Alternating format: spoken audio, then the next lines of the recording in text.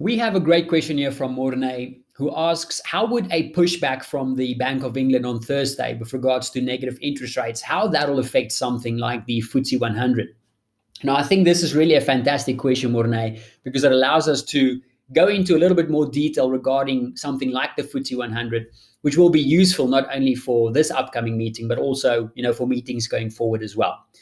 Now, when we're looking at any equity index, it's always very helpful to know what the sector composition or the sector breakdown is to better understand in what type of economic environment the index is expected to perform better or worse. Now, when it comes to something like the FTSE 100, we already know that the sector composition is very heavily weighted towards value and cyclical stocks. So things like financials and industrials and energy, all things that are expected to perform well during an early recovery phase or a pro-cyclical environment, if you will, like the one the markets think we are in right now.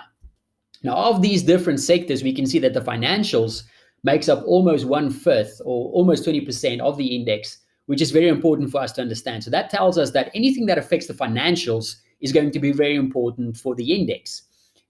Now, when it comes to financials, the one thing that financials tend to track very closely is the bond market, more specifically, the yield spread between 10-year gilt yields and 2-year gilt yields. And the reason for this really comes down to bank profitability. You see, whenever you have a steepening or a flattening yield curve, that really impacts the lending margins of the banks. So when you have a steepening yield curve, that's normally positive for lending margins, which means it's positive for financials, positive for banks, and the opposite, of course, true when you have a flattening curve. So used as a proxy for lending margins is really, the yield curve between the 10s and the 2s. And when you have a steepening curve, of course, so let's just take, for an example's sake, let's take let's just put that on the chart. I think we have one here. So what you're seeing over here is basically the yield spread between the gilt 10-year and the gilt 2-year.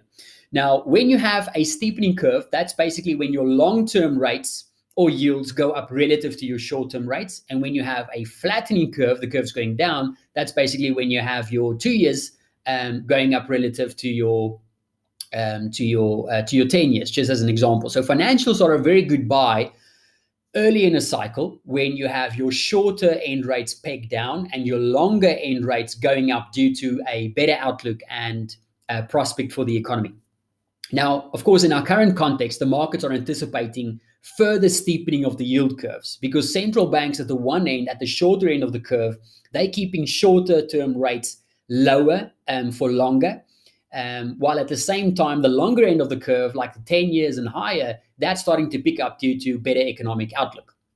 So when you look at something like the FTSE 100 financials, like we know already, is going to be important due to that weighting. And because we know that the yield curve is important for financials, we know the yield curve will be important for the FTSE 100.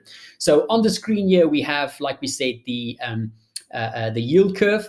And what we can see is that as the yield curve at the start of the year, as the yield curve started to really push back to the upside, remember the reason why the curve started to flatten at the back end or the latter half of or part of 2020 was really because of that increase in lockdown restrictions that was put in place at the end of the year. That really saw the yield curve starting to flatten. And when we saw that starting to like base out and start to pick up to the upside, that really saw a nice lift once again in the FTSE 100 due to those better prospects that it means in terms of the growth outlook, the economic outlook. And recently, despite that volatility-induced downside that we've had for equities, we've actually seen the yield spread remain very calm, and actually it started to pick up some momentum to the upside once again, which in my opinion is still a positive input for the index. Now, keep in mind, like any correlation out there, it's not perfect. Sometimes it can divert from yield spreads because remember, it's not only the financials that drives the FTSE, it's also the other 80% that makes up the index as well. But in terms of a value and cyclical play, at least, it's one of the best positioned indexes for the current market environment, in my opinion. Now, the other factor, of course, to keep in mind for the FTSE 100 is the effects that the pound can have on the index.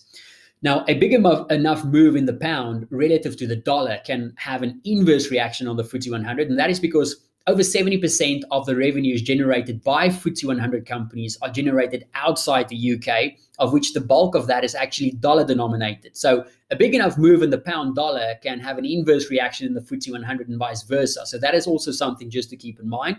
But we have a video in the library, I think, for more info on that. So do check that out. So now that we have that as a baseline, right, now we can come back to the BOE meeting on Thursday, where the focus, of course, is on negative interest rates. Now, there's essentially two scenarios. The bank moves in favor of negative rates, or the bank moves against negative rates. So for us to understand how the FTSE might react, we need to understand how financials might react. And for that reason, we need to understand how the yield spread might react in those two scenarios. Now, in a scenario where the bank pushes back against negative interest rates, that will, of course, see potential rise or a flattening of the yield curve, because that can see the 2 years moving higher relative to that of the 10-year. Now, we already know that is a negative input for the FTSE 100, because it's a negative input for financials when the yield curve starts to flatten. But also keep in mind that a pushback in terms of negative interest rates is going to be positive for the pound, which should see pound dollar upside, which means that there's going to be further pressure on the FTSE 100. So from a baseline point of view, a pushback should actually see downside potential for the FTSE 100.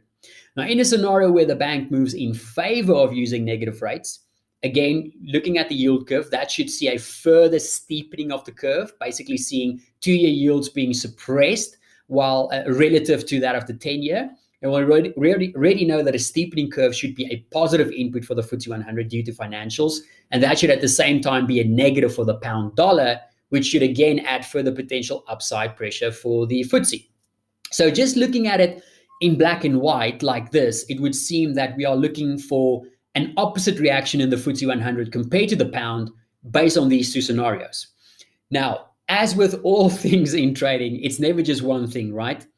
Even though a pushback against negative rates should see the curve flatten, that should be negative for financials, and that should be negative for the FTSE 100. The fact that negative rates are also expected to negatively impact bank profitability, that should actually be a positive for the financials if they push back against negative rates. And that could actually offset the flattening of the curve in that scenario. Similarly, a move in favor for negative rates should see the curve steepen, but at the same time, that should be a negative for bank profitability due to the psychological effects of what negative rates means for the banks. At the same time, negative rates would mean favorable financial conditions for the other companies making up the rest of the 80% of the index, which could actually be enough to offset the potential downside in the financial side of the index alone. So when it comes to any meetings, the details will be extremely important to anticipate how the FTSE 100 will react. There are obviously positives and negatives at both ends of the spectrum.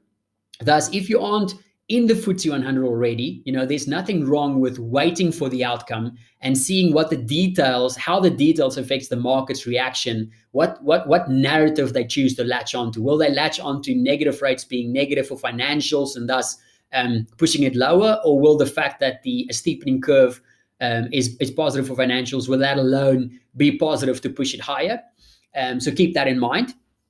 But if you are already in the FTSE 100 like I am, I'm happy to sit through the event and take a more medium-term to longer-term view of the index, because despite what happens in the short term, despite what happens to that first initial reaction, the overall economic recovery is expected to see steepening curves across the board. We already have the dark cloud of Brexit starting to clear. We have vaccination rollout in the UK that's leading the pack right now. So I think, steeper curves moving into the latter part of the year and the backdrop of that favorable,